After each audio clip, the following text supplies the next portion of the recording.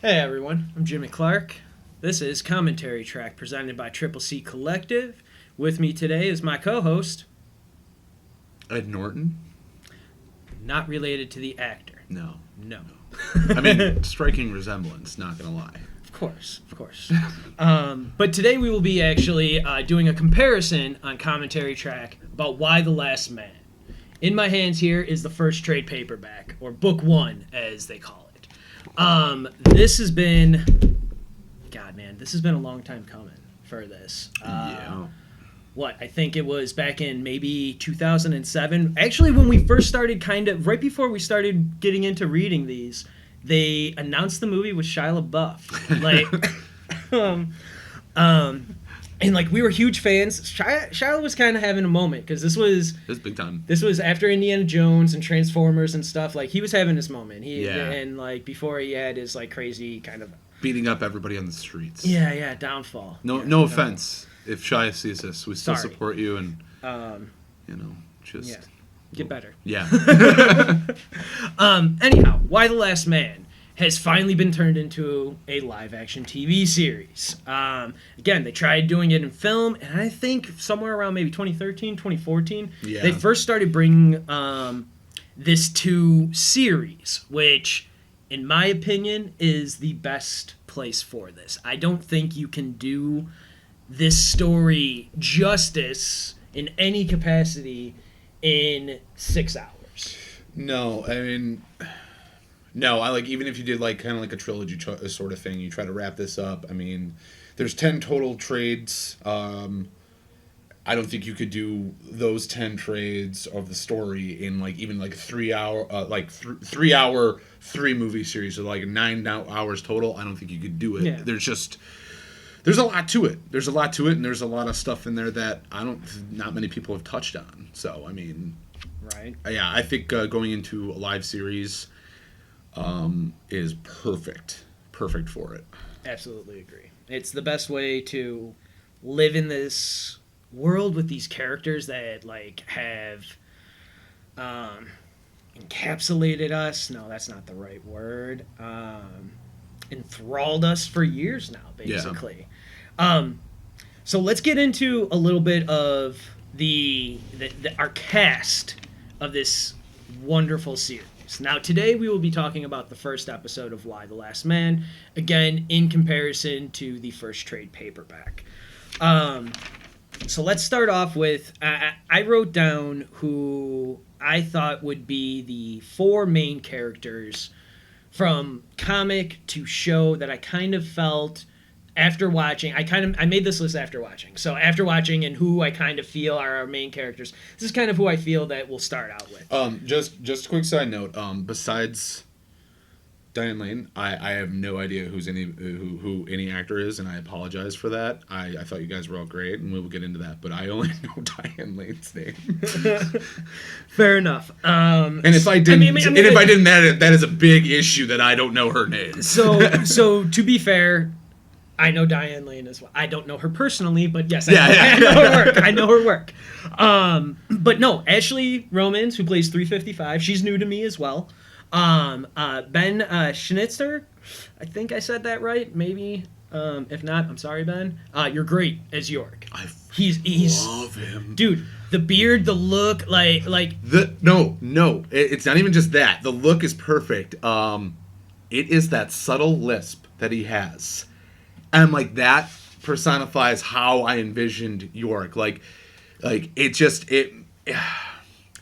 kind of breaks you down on York a little bit. Mm-hmm. It kind of gives you that vulnerability that York is. Yeah. He's a trickster, a magician. Escape artist. He's an escape artist. Yes, you're right. Illusionist, as we like to say. A self-proclaimed escape artist. He even says it to Hero. He does. He says it to Hero at the, he does. So meeting. His voice really captured me the most. There's a relation there. Just when he spoke, there was a relation. I felt when I originally read the comic books, mm-hmm. I had I felt like I said, chemistry in a relationship. When he first spoke in that, and when he has a talk with at any point, I connected with his conversations. and sometimes it's hard to do that, especially coming from writing to script, actual like dialogue. It can be really hard to connect with somebody like that. But I immediately connected with York right away. So that's awesome. So so then we've got Olivia Thirlby. She I recognized from a couple of other things, and I am horrible right now, and I don't remember what else she did because I'm a terrible host. But she plays Hero. She's been in a few other things. Yeah. She was actually a really familiar face, and I love her performance. I really do, because they changed Hero at least. Here we go. Here's a comparison if we want to make it. For Hero Brown, at least in this first episode, compared to what we first are introduced to her with in the book, they're like vastly different people. Extremely different people. Like that was actually one of my. I don't want to say issue, because to start off, like, I loved the first episode. I thought it was great. But Agreed. But Hero was my one thing that I was like, this is really different. Right. From what, because in the comic, Hero is established. She knows who she is. Basically she's a strong, smart, independent woman. The only thing that they really talk about... Part of the reason why she joins the Amazon. Exactly. And the one thing that they said that, like, in the comic book was... One of the quotes, I think, was, has she made it through the fire department yet? Because she's an EMT working in a fire station. And a couple of the other EMT girls that are there are like, oh, she basically made it through the whole month of firefighters. I'm like, who cares? But, like, that's the only thing that's, like, she's trying to find love. She says that she likes this one a lot. The guy that is technically Sam, I don't know if his name is actually Sam in the comic book.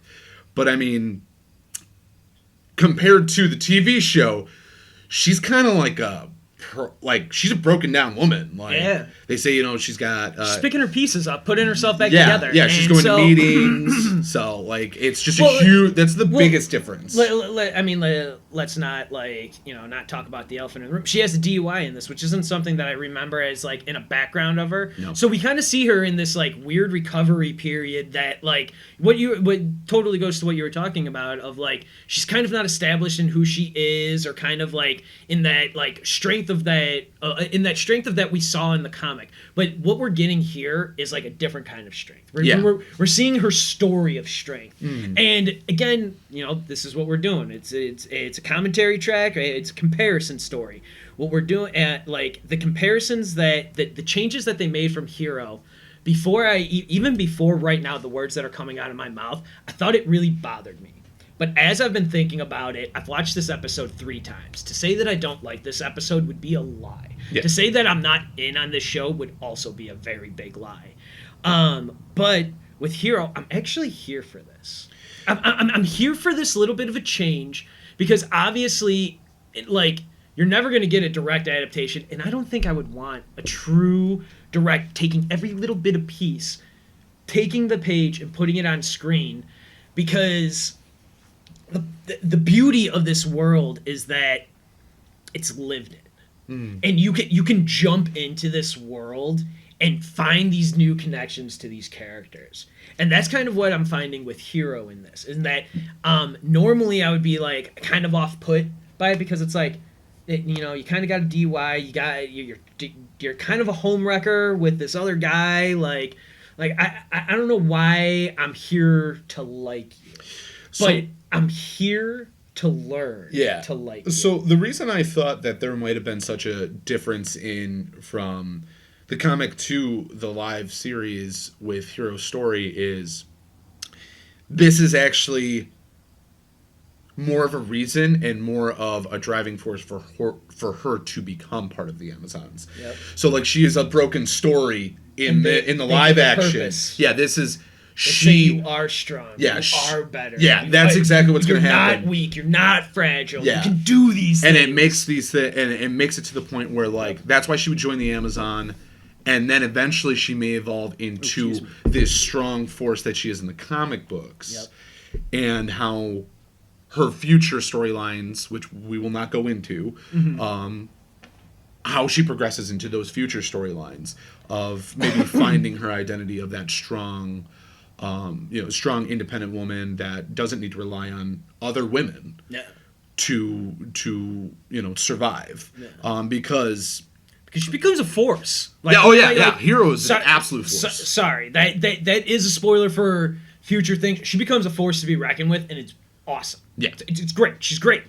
So which is why, like, again, it's one of those things. I really liked her in the comic. This beginning didn't play with me the first time I watched it, but after watching it like the third time and now like getting into it now, like talking a little bit before we turned on like the camera and the mic and stuff, I'm just here for it. And then our final person that I think is going to be our main player is Beth Davis, or Beth DeVille, sorry, right? And that's played by Juliana Canfield. I don't know her. Previous to this, I have no idea she's cute. Who she was. Yeah, great. I liked her. I liked her spunky attitude. Like, she's kind of unique in a sense. And you don't get that from the comic because they're separated. They're separate. Which is something I'm going to touch on when we get to it. So again, another comparison point. Beth is away. We see the proposal that we also get in the comic, but it's different. Like, in that whole proposal scene, and I know we're not even starting at the beginning of the episode. We are really just jumping all over the place and just, like, throwing our things out there. So, in that proposal scene, in that dinner scene with the 3 cheeses, the 3 cheese grilled cheese and the tomatoes on it, and he takes out his little Bic lighter and lights the candles and stuff. Those paninis did look really good, though. It looks so good. But, like, so then it kind of blows up in his face. Yeah. Like, horribly. She says she wants to meet other people while she's in Australia, which might be, like, the single worst thing anyone wants to hear. But, like, so hold on. In this show itself, I have a question about that.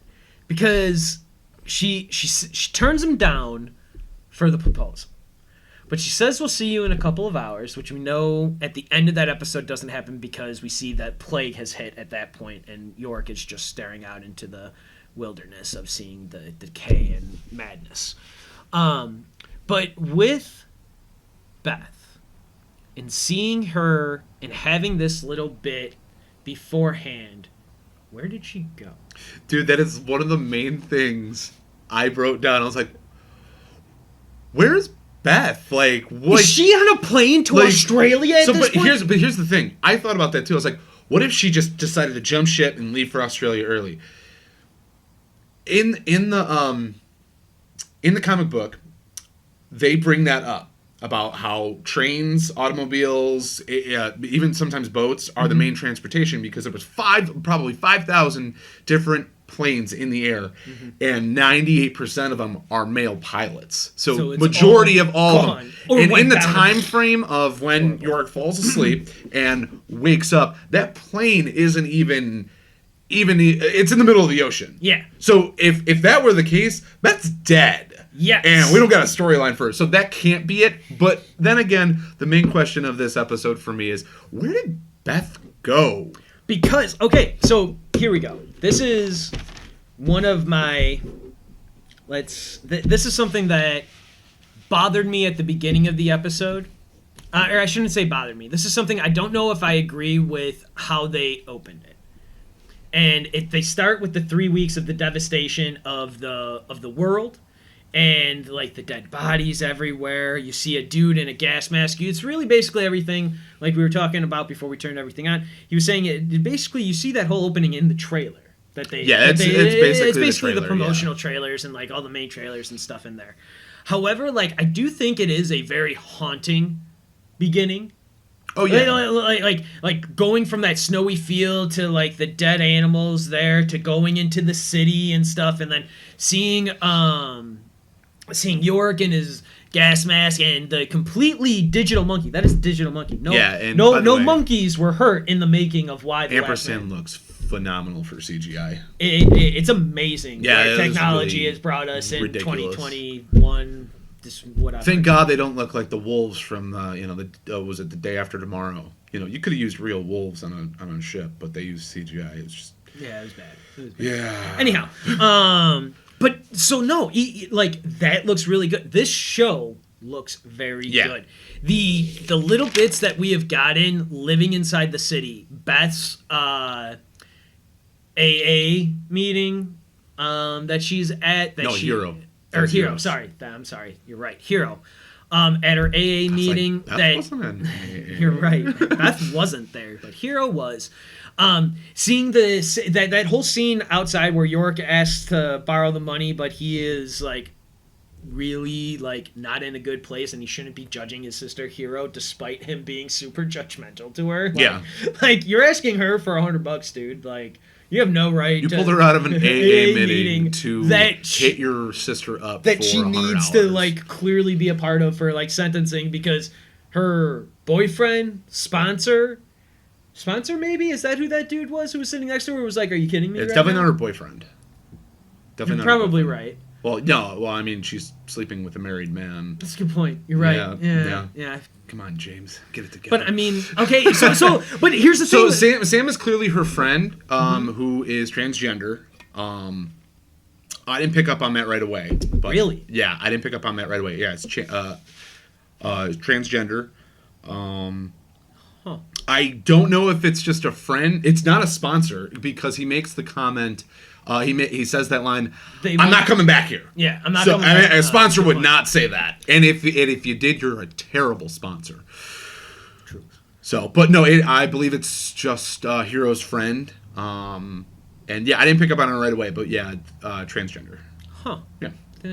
I mean, so I shouldn't be surprised because they're real. They're people. They're everywhere. That sounds weird. And I would believe that they would play an intricate role in this in future storylines because of the fact that technically the transgender wouldn't female to male wouldn't have the Y chromosome. Yeah. So yeah, that's why. Because and then that's the other thing about this show and this whole thing and why it's called Y the Last Man is that everyone this plague hits that wipes out 48-50% of the population, everyone with a Y chromosome. But we are not just talking people. We are talking animals. Everything. Everything in the world, across continents, across countries, across oceans, is gone with a Y chromosome. Except for this ampersand monkey and York Brown.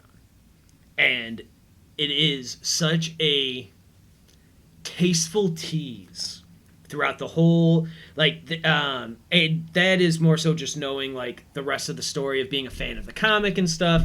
I can't wait to watch the rest of the series because it's been a lot of fun.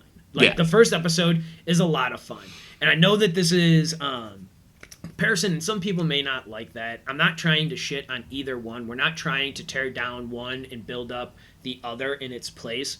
We're just making comments. It's a commentary track, and we have the ability to make some comparisons. I think like when I talk about the comparisons for this, it just brings me back to like when originally The Walking Dead was released into a live action, because I mean there were so many similarities and there were so many differences in it between comic, and really it's not like you said, we're not trying to shit on anything. It's just the fact that this is open discussion, and it's something to discuss because you got people that are really, really, really into the comic books that are going to be like, "Oh my god, how could you do that with this?" Like, who cares, man? Like that's the thing with creativity. Like let Eliza Clark tell her story. You adapt a storyline to something else. Yeah, like into this image. So we're not here to. Like you said, it's commentary, and we like both of them so much. And I'm very excited. I think we get 10 episodes in this, which I think is, again, a really solid number to start with. You can always pop it out to maybe 12 or 13 if you decide to, but I really think sweet spot for this series is like those 10 to 12, maybe 13 episodes of 42 to 45 minutes long, because it's been fun. It was such a fun watch. Now, let's dive in. What was from this first episode? What was some of your favorite things that you saw in this episode of things that they did? of like what the show did, how they delivered like certain things, introduced characters or something. Like, what was your what's a standout thing that you? What makes you recommend this show to somebody else? Just the introduction to 355. Yeah. The introduction to Agent 355 was. I mean, it's a great. So awesome. It's a great. It is. Intro. So the intro to her in the comic book is pretty much on the guidelines of Secret Agent. You know, she goes to of the Coupler ring. Right? Yeah, the Coupler ring. I believe it. I'm not sure. But it was her jumping in to go save somebody to keep them safe, and they end up dead. And she was after the amulet, anyways. In this one, it is so different. It's her basically getting rid of some people in a domestic terrorist group. Yeah. And what's great about it is she's just, being a, badass as usual. You're my sensei, but you need to fuck off into that back room. It's like maybe one of the funniest lines in the world. Yeah. Just because, like, upon the rewatch, when you're like, oh, you just signed your own death ticket, buddy. Yeah. Oh. It was just great. Like, I was sitting there and I'm like, the very first thing that I said to myself was like, what are they doing to Agent 355? I'm like, come on. I'm like, this is bogus. And then her running down the street and then boom, explosions. I was like, nice. This makes sense. Because she, in the comics, is awesome. So, I gotta ask about this. What did you think about her hairstyle with, like, the colors in it at first in that introduction? Because, like, again, when we're first introduced, like, 355 has a very distinct, like, hairstyle throughout the entire run of the comics and stuff. And I loved the longer, I don't know if you would call them braids. Maybe, they were braids, maybe, whatever. Her longer colored hair with the, like, pink and purple in there, awesome. I think that was just for that objective. They gave me what I wanted when she cuts her hair. Yeah. They give you the quick flash of her putting her hair up, and she has the exact look from the comic. Yeah. She has the exact look from and I'm like, I'm happy. That's all I needed. I didn't need anything else. Because then once you see her again in the present, with like the president, she's got her braids and stuff all pulled back. Like, she looks like, again, like a Secret Service agent, and she looks ready to, like, she is great. Ashley Romans is doing so much work with really like, it's all acting. Because she doesn't have that many lines of dialogue. She really doesn't. No. Like, a lot of it is like, yeah, okay. Think about the car ride. Like, she really gives 1 or 2 word answers. That first episode, she really doesn't talk much, and but that's beautiful for it because that's kind of who that character is. She's very reserved, very much so, like, taking in the situation of every situation she's in. She's taking it in and making her calculations of what she's gonna do and how she's gonna handle it. She really doesn't open up, and until she really gets in front of Yorick, basically. Like, that's what happened in the comic books. Like, until they start interacting with each other, does she open up a little bit more. And the dialogue, the exchanges between Yorick and 355 in the comic are great. And I mean, I've watched the first 3 episodes, and I'll just say that there is a little bit of banter between them.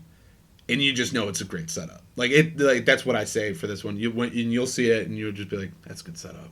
That's good." Because you could tell, like, it's just they work well together already. Yeah. Just like in the comic books, like, because I reread the first trade today, I finished it today, and I was just sitting there giggling at the banter between them, and I'm like, God, I hope we get more of this. Nice. Because they worked really well in the comic, and I can imagine.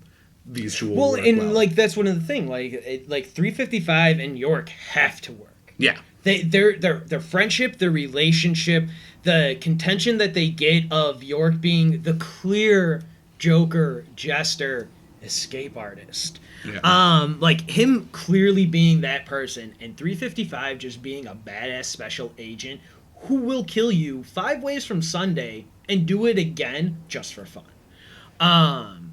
I am so excited to continue to see their story and their again, their relationship and stuff, because those are our two main players throughout most of it. Like, because they're the ones who are really traveling, and then, like, they go on to, like, they get sent on, like, their own little missions and stuff. We won't get into that necessarily just yet. I'm assuming that will happen, because, again, this first episode really just sets up the world. We have that 3 weeks opening at the beginning where it shows all the death and destruction, and then it goes to, like, 2 days before, right? No, the day before. It's just the day before, yeah. Day before, and then the day of. And we kind of live in this, like, 36-hour period, and it's great. Like, Diane Lane. Let's give Diane Lane a couple of minutes here. Amazing. Oh, dude, I thought she was great. As Representative Brown, Congresswoman Brown, she's amazing. She's great. And like, I was reading a couple of articles and stuff about this, just seeing what other people are thinking about it.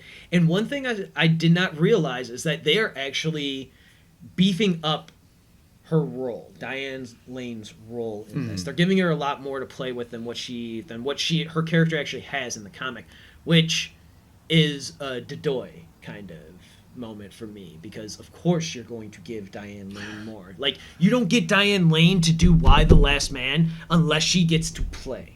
Unless she gets to come in and gets to run some scenes. Well, see, and like, it also kind of calls back to when I said, like, I don't know any of the actor's name, but I know Diane Lane. So it kind of goes back to that, like, we all know who Diane Lane is, and if you ain't gonna give her a little bit of something, like, what's the point? What's the point? Let her play. Yeah. And like when I say let her play, I'm not saying that this is, like, bad or cheesy. I am saying that, like, that conversation when her and her husband, York's father and Representative Brown, are having the conversation about divorce. Yeah. About them and their, like, impending divorce, that the husband's like, I'll keep it as quiet as you want. Like, that's not an issue, but I've talked to Martin or whoever their lawyer is. I think it was Martin. Yeah, I think it was too. Either way, he's dead, so. Yeah, right? Gone. Her husband's gone. Like, dead. Like, no divorce. They never signed them papers. Dead. But, like, there is a moment that she has right after he tells her that he wants a divorce, and right before she says, I want you to say you want a divorce to me, there is this moment that they linger on Diane Lane. Yeah. And it is in this 3-5 second shot that you are like, this is why Diane Lane did this show. Because there was such a I think I stated it earlier, the transitions that she makes from powerful, strong, authoritative woman, elite woman, as a representative, as a congresswoman, and then all of a sudden, boom, the transition of she doesn't feel strong. She doesn't feel elite anymore. Because if she was, why would she lose him? And I think that's kind of the point. The point with her. Like, you don't need this. Well, technically, in the end, you don't need a man to be strong or elite. And she does believe in yourself. Yeah, she does such a great job of her transitions of strong, powerful, and just those quick, subtle, like you said, 5 seconds of, like, defeat.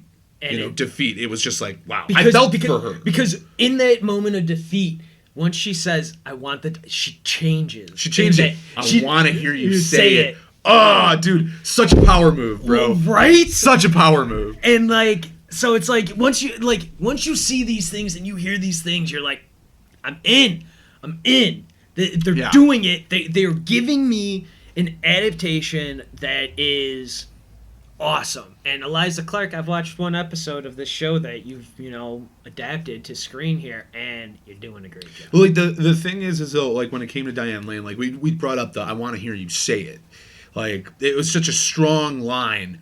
And then you see the transition, bam, they're back in the house, and she's listening to the president talking about, his wife and everything like that. And you notice that she has her back to her husband the entire time. Yep. Because she's just lost now. She's lost really quickly, just kind of sitting there. And she clearly doesn't want him to see that.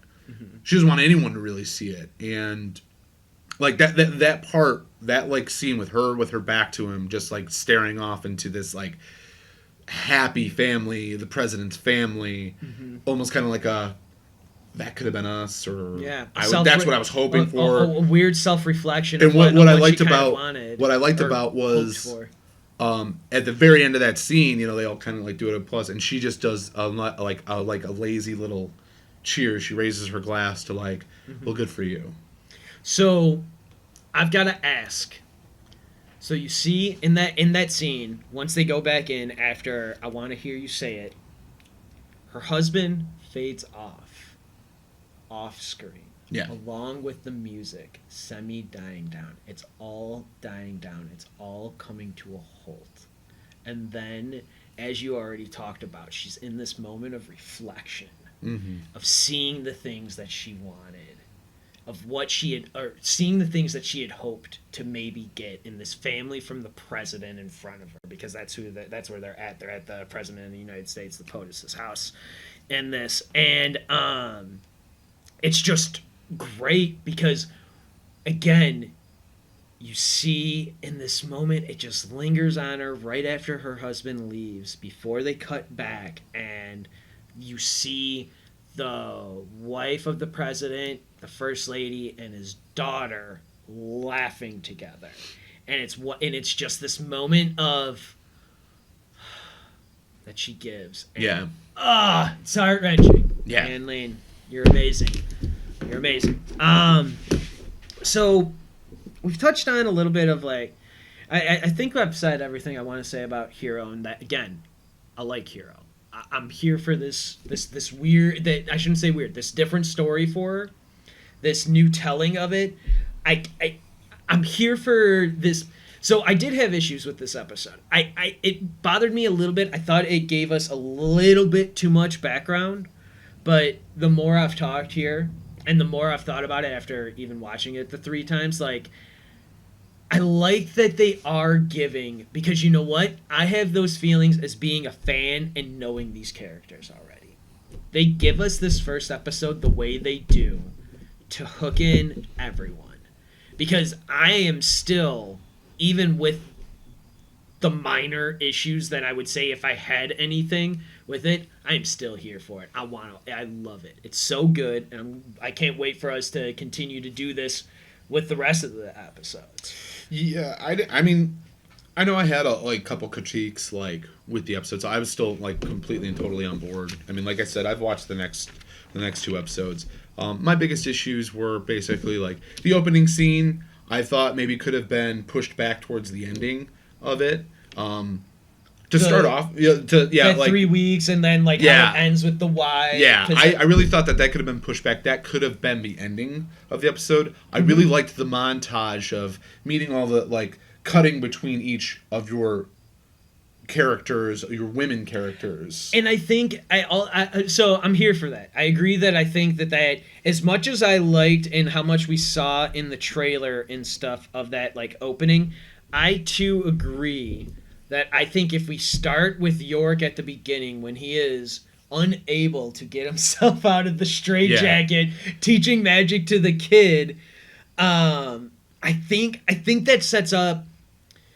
I think it sets up York better, but I almost wonder if Eliza Clark and her writer team and her team behind her doing this, if they are saying what we kind of have always believed, that he is a main character in this story, but he is not the hero of the story. Okay, I get what you're saying. So, say you start off the episode with that scene of him kind of scavenging through downtown with Amp, and then he saves Amp from a helicopter falling off. I'm like, oh man, this is the hero. And then you go into him not being able to do his own magic trick while teaching a kid.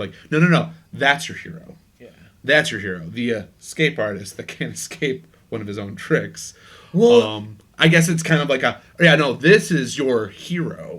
I wonder though, this is what this book and the show does to me. I wonder if they do it like that for York, because he is that trickster, that escape artist, to throw us off, to make us believe in this episode that this dude is our hero who will be the guy who solves everything. And maybe he's not. No. Maybe he's a background player then in the end. And I'm excited. Yeah, I mean, like that was one of the things, like that could have been the reason they made that opening scene like that.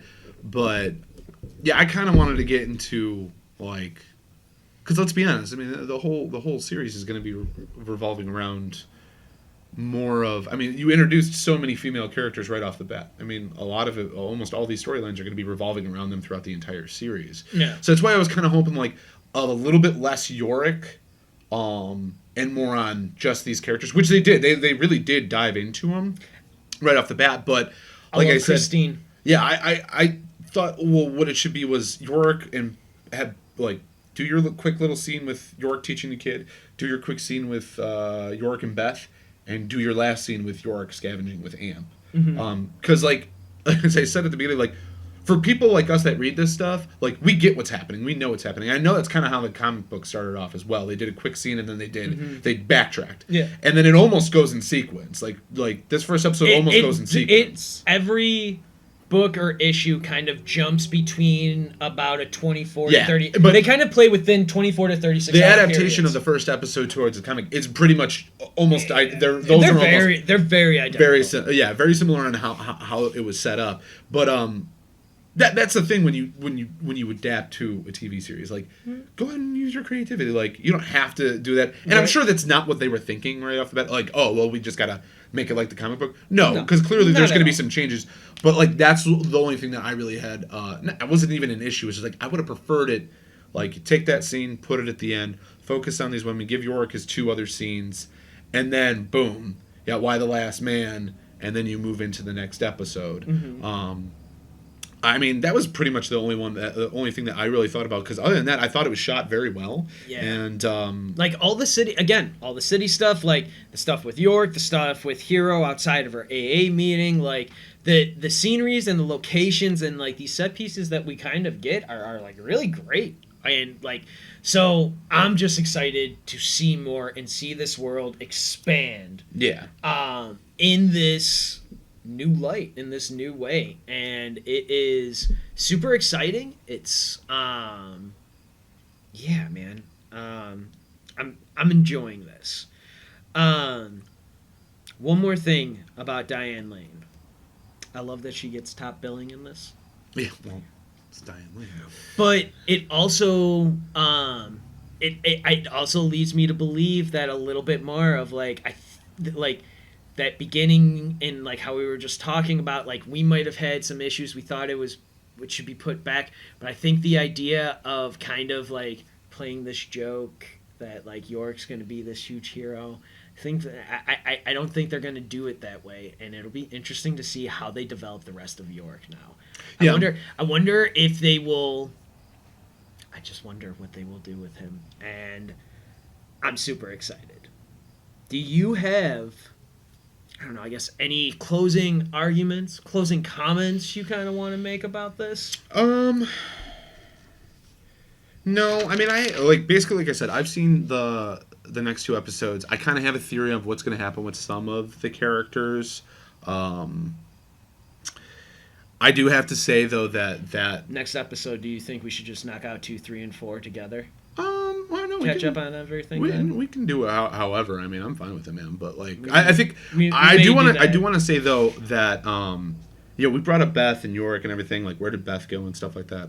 That's the other thing. In the beginning of like him walking around and stuff, like he's spray painting. 3 weeks later, like Beth, I am alive. Come home. Where did she go? Where is Beth? Like, you're not seeing this. Where's Beth? Like, where is Beth? That's what I want to know. Where is Beth? Where did she go?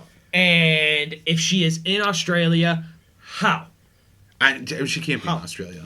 There's not enough time for her to be in Australia from the time that she leaves to the time that the plague hits. And so like now it'll just be really interesting to see, because I obviously want to know when Beth will show up again, outside of like episode 1. Because again, that was the last thing that I wanted to comment on, and I'm so happy that you talked about her again. The one point I was actually going to say was, and how did you feel?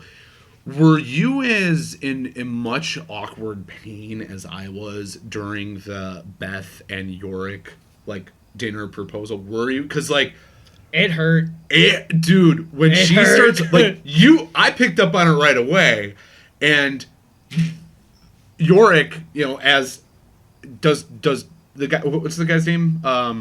Ben. Was it Schnitzer? Sorry, we're so bad at this. Schnetzer. Whatever. Schnitzer? Ben does a great job with Yorick because Yorick in that whole scene is really not picking up on anything she's dropping. He is so oblivious to it all. Oblivious. And he's great. And that's great. Perfect because coming from guys that have read the comics, that is Yorick throughout the whole series. Yes. That awkwardness and that obliviousness is perfect. It's throughout the entire series until basically the end, because you do see Yorick grow a little bit from learning from 355 and future characters. Oh yeah. He does, but totally throughout the whole entire series, he's completely oblivious. He's completely ignorant to everything around him. He is very self-absorbed. Oh, totally. As in a self-proclaimed escaped artist, but that was such a painful scene because when she starts going on, I'm like, oh no. Because this didn't happen in the comic. No. They didn't have this moment in the comic. And then you're watching it live and you're like, oh, buddy. No, dude, shh, listen. Dude, she just ate that into you. It was so painful. Yeah. I loved the entire scene. But the biggest part was I guess he's kind of right with I'm being an asshole when she calls him that. And let's be honest, he was kind of being an asshole. She was trying to, without just destroying and tearing his heart to pieces by saying it. Yeah. She's trying to drop these hints and he's just completely oblivious. In my personal opinion, I don't think either one of them was being an asshole in that, but that had to be said for the blow up. Yeah. For him to because his blow up, I'm being the asshole, and then he gives all these reasons on why he's not the asshole. And I was like, none of this matters right now, dude. And that's how it was with Yorick. I picked up your dry cleaning. I packed up all your shit. And I never asked you to do that. Yeah, but I did it, and I love you. And I was like, ooh, now you're just digging it, bro. Yeah. And then digging that grave. And then I just love when I gotta go grade papers. I'll be back in a few hours. We never see her again. It's true, though. She goes to grade papers, and as of right now, we don't know where she is. So, actually, you know what? I've got one closing comment to make, and then we're going to wrap this up. So, I got to say, final comment, overall, I think my favorite part about the show might actually be the cast. Might be overall. Yeah. Specifically with York, the guy who plays him now was not the original guy. It was Barry Conan. I was not. Koenig? I can't remember. Maybe. He's from 1917. Yeah. That's probably his biggest thing that he did. I like 1917. If you've never seen it, it's a good movie. Roger Deakins won his Oscar finally. Nope. Well shot movie. It's the whole thing's the long take. I know who you're talking about, and this was the guy that I originally had problems with because I said, what did I say? He doesn't look like Yorick to me. Yeah. That was my main issue. This is not Yorick. This is not Yorick. He might be able to pull off the performance, but you're right. But it does not look like. He didn't look like that. That is not what. Or at Yorick. least whatever little promotional production stills or whatever we got at the time. Because again, this was a show that started TV production being looked into back in 2014. Yeah, it's 2021 now. It's 7 years. Yeah, when I first originally saw it, I was I remember telling you, I was I don't like this. Yeah. I don't like this because he does this. Even if he does do a good performance, that's not. He just doesn't look like Yorick. I can't see him. Then when Ben took off his mask in the very first scene, I was like, that's Yorick. Yeah. I texted you about that before the show was released. Yeah. I saw the trailer and I was like, huh? Why the last? I was completely oblivious. This? So Jimmy must have told me a couple weeks ago about Why the Last Banner. I was like, I guess I didn't pick up on it that it was coming out. Yeah. And then I'm laying at home watching with my wife. No, I'm watching the house. Housewives of Beverly Hills. So Move on. yeah, but then I see the advertisement and I'm like, oh, it's on here, and the Hulu, yeah. Yeah, it is on Hulu. And I watched the trailer, and when he took that mask off, remember I texted you, I was like, that's Yorick. That's what I was hoping for. And I think he looks perfect for the role. Like I said, the voice really helps with like his character, the way he speaks. And like I said, I've seen the other 2 episodes, and you will see what I'm talking about. Like when he finally starts digging into his dialogue, you're gonna be like, Yorick. It sounds like Yorick a lot. He's good, and I agree with you 100%. This is one of the first things I said to myself. I was like, I like this cast. Yeah. I like this cast and how they're playing. I'm so here for it. I'm excited to see some of the other characters because, like, again, the ones that we have specifically talked about. Diane Lane is Jennifer Brown. Ashley Romans is 355. Ben S. I'm going to call you Ben S. because I feel you can't pronounce your last name. So sorry. You're great as Yorick, dude. I hope you have. It. I hope. Love it. I hope you have an amazing career. Like, you're so good. Olivia Thirlby, and then Juliana Canfield. Olivia as Hero and Juliana as Beth. Like, this cast is great. And yeah, dude. So, with the closing comments, there's 2 things I want to say. Sure. The woman that plays Nora was the former president's aide. Mm-hmm. I forget what technically her title would be because I'm just not good with that stuff. Mm-hmm. But the one that finds her husband and son. Like so heartbreaking. I want to say, daughter, get out. Yeah. Oh. I want to say, look out for her. I think she's going to be phenomenal, and I think she's going to play an intricate role in Beth's development. Not Beth's. I'm sorry. God, see, I did too. Hero's development. Okay. I think she's going to make a huge impact on Hero's development. I think that shooting of the gun thing was a hint. Yep. And number 2, what I expect by the end of this season, at least by the end of the season, I just want to know the question: where was Beth? Where did Beth go? Okay, so I do have one more thing. I've got my last closing argument. Christine, the woman with the chip nail polish. Yeah. Delightful. Yeah. Delightful. Isn't she Robin from The Boys? Didn't she get blown up in the first 2 minutes? I'm pretty sure that's the same woman, yeah. Yes. So relieved to see she made a full recovery. Yes. Right. I know it's a little insensitive, but like when I saw her, I was like, "Oh my God, Robin!" You're totally right. I totally forgot that. Yeah, I like her a lot. She's such a sweetheart. But like, I loved every little bit. And going back to Diane Lane, when all the men die in the whatever Oval Office, like powwow room, defense room that they're in, like room, whatever it is, and then like Christine's like fumbling over things, and Diane Lane's like, nope, don't even worry about it, just put it away, let's go, just don't even worry about it, come on, just follow me. Like, again, as God, Diane Lane, you're just great in that too. That blue dress doing wonders for you. Sorry, love it.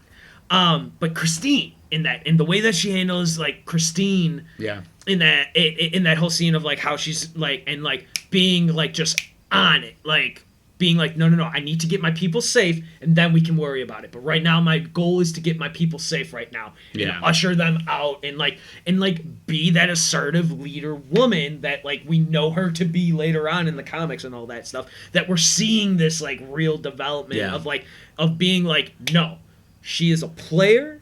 She is here, and we better be prepared for Diane Lane to be running at us. And I'm so excited for it. Yeah, well, there's a lot to touch on. And yeah, once you get going on the second episode, I gotta rewatch it. But yeah, like I said, I think we might combine the next episode with episode 2 and 3. Yeah, combine those. Yeah. Combine those. That'll probably be the next thing we do. But this is all that we have for you guys today. We appreciate you joining us here. Again, welcome to the Triple C Collective. This is Commentary Track Comparisons. I'm Jimmy Clark, and with me is Ed Norton. And we are signing off for the day.